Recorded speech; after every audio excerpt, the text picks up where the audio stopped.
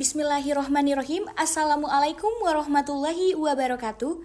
Perkenalkan, nama saya Pirda Maharani dengan NIM C1G021015, Program Studi Agribisnis Fakultas Pertanian Universitas Mataram. Di sini saya akan menjelaskan definisi dan perbedaan antara kelembagaan, organisasi, dan kepemimpinan serta unsur-unsur dan tipografi organisasi. Next.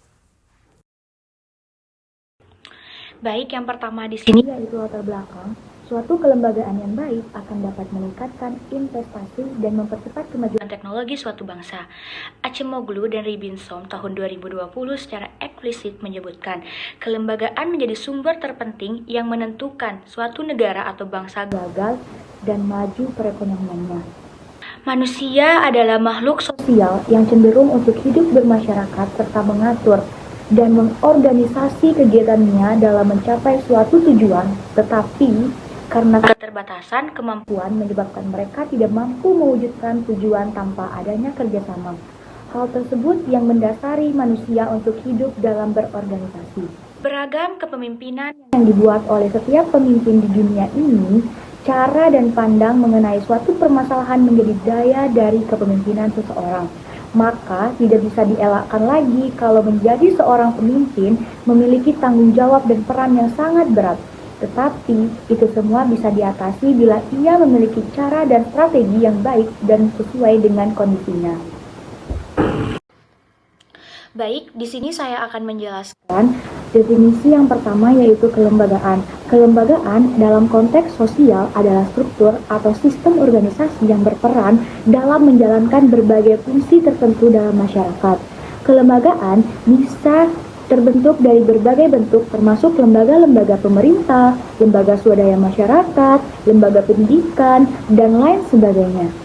Dalam bidang ekonomi, kelembagaan juga memiliki arti yang mirip yaitu sebagai struktur organisasi yang mengatur hubungan antara individu, perusahaan, dan sektor-sektor ekonomi lainnya. Kelembagaan ekonomi mencakup lembaga-lembaga keuangan, perusahaan, pemerintah, dan organisasi-organisasi lainnya yang terlibat dalam kegiatan produksi, distribusi, dan konsumsi barang dan jasa. Selanjutnya di sini definisi organisasi. Organisasi adalah sekumpulan individu yang memiliki berbagai kepentingan yang sama. Menurut James Demony, organisasi adalah suatu perserikatan manusia yang dibentuk untuk mencapai target atau tujuan yang sama. Organisasi dibentuk karena memiliki tujuan yang hendak dicapai. Setiap organisasi akan memiliki tujuan atau target yang berbeda. Sebagai salah satu contohnya, hadirnya organisasi mahasiswa jelas akan berbeda fungsinya dengan organisasi non-profit. Organisasi sosial adalah kelompok yang dibentuk oleh individu atau kelompok untuk mencapai tujuan sosial atau kemasyarakatan tertentu. Tujuan utama organisasi sosial adalah meningkatkan kesejahteraan dan kualitas hidup masyarakat. Seringkali melalui kegiatan kemanusiaan, pendidikan, kesehatan, lingkungan, dan advokasi hak-hak tertentu. Baik, yang ketiga yaitu definisi kepemimpinan. Kepemimpinan adalah sebuah kekuatan atau kemampuan yang ada di dalam diri seseorang. Sikap kepemimpinan tersebut digunakan ketika memimpin.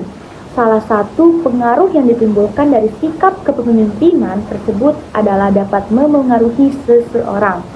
Pengaruh yang diberikan inilah yang dimaksud di dalam sebuah pekerjaan atau organisasi. Sedangkan pemimpin adalah seseorang yang sudah diberikan kepercayaan. Kepercayaan tersebut digunakan untuk menjadi sebuah kepala atau ketua di dalam perusahaan atau organisasi. Kepemimpinan adalah sesuatu yang ada di dalam diri seseorang. Kepemimpinan tersebut dapat mempengaruhi seseorang. Selain itu, sikap kepemimpinan juga dapat digunakan untuk memandu sebuah pihak tertentu. Baik, di sini poin kedua yaitu perbedaan dari kelembagaan dan organisasi sosial. Kelembagaan atau institusi adalah struktur dan mekanisme sosial yang mengatur perilaku individu dalam komunitas atau masyarakat tertentu. Institusi mencangkup aturan, norma, dan nilai-nilai yang diterima secara luas dan mengatur interaksi sosial. Sedangkan organisasi sosial yaitu jenis organisasi yang dibentuk untuk mencapai tujuan sosial atau kemasyarakatan.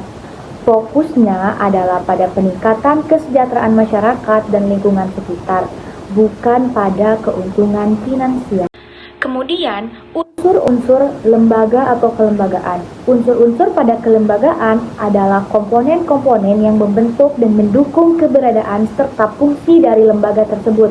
Berikut adalah unsur-unsur umum yang terdapat dalam kelembagaan. Yang pertama yaitu tujuan, yang kedua struktur organisasi, yang ketiga norma dan aturan, yang keempat sumber daya manusia, yang kelima fungsi dan tugas, yang keenam kebudayaan organisasi, yang ketujuh adalah mekanisme koordinasi dan komunikasi, yang kedelapan adalah pengawasan dan evaluasi, dan yang terakhir atau yang kedelapan yaitu keterkaitan dengan lingkungan. Jadi ada 8 unsur di dalam suatu lembaga atau kelembagaan. Sedangkan unsur-unsur pada organisasi adalah elemen-elemen fundamental yang terbentuk dan mendukung struktur, fungsi, serta operasional organisasi.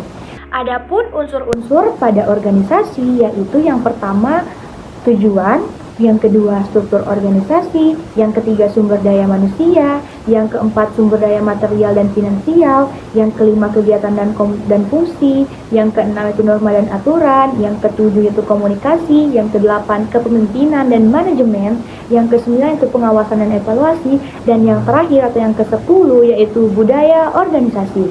Itulah unsur-unsur yang terdapat pada organisasi. Kemudian yang terakhir yaitu tipografi atau klasifikasi dari organisasi. Organisasi dapat diklasifikasikan atau ditipologikan berdasarkan berbagai kriteria seperti tujuan, struktur, bentuk kepemilikan, dan lain-lain sebagainya. Berikut adalah beberapa tipologi atau klasifikasi utama organisasi yang akan saya jelaskan pada video kali ini. Yang pertama berdasarkan tujuan. Berdasarkan tujuan, organisasi dibagi menjadi 2 jenis, yaitu organisasi profit atau komersial dan organisasi non-profit. Selanjutnya, berdasarkan bentuk kepemilikan, organisasi ada 3. Yang pertama organisasi publik, organisasi swasta, dan organisasi koperasi. Kemudian, berdasarkan struktur, organisasi dibagi menjadi 2. Ada yang informal dan organisasi formal.